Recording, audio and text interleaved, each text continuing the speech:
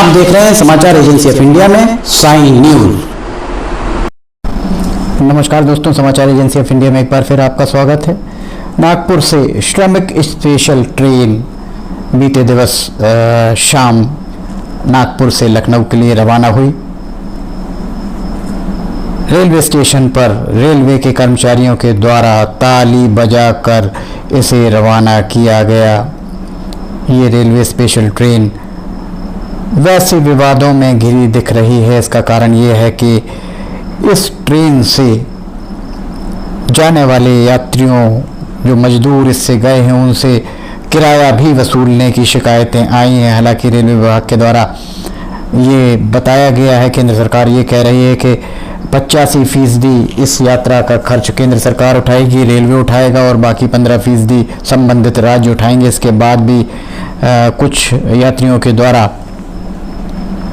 Ticket भी दिखाए गए, उनके द्वारा बताया गया कि उन्हें टिकट दिया गया है, उनसे पैसे लिए गए। सवाल यही खड़ा होता है कि चूंकि ये ऑपरेशन रेलवे के द्वारा किया जा रहा है, तो रेलवे ने स्पष्ट निर्देश दिए होंगे कि किसी को टिकट ना बेचा जाए।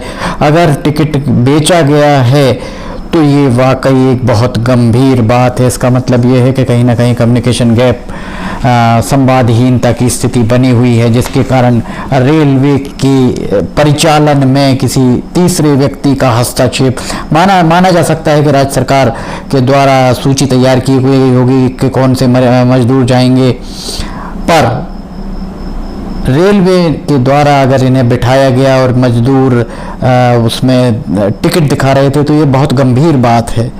वैसे इन मजदूरों से किराया वसूल नहीं किया जाना चाहिए था।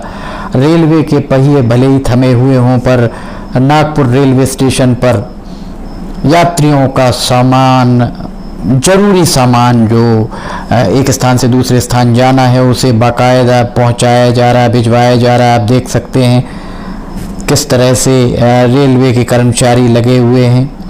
घरों पर ही रहें, घरों से ना निकलें, बहुत ज़रूरी होने पर घरों से रहें, अपने परिवार के साथ समय बिताएं। अगर घर से आप निकलते हैं तो मास्क का उपयोग ज़रूर करें।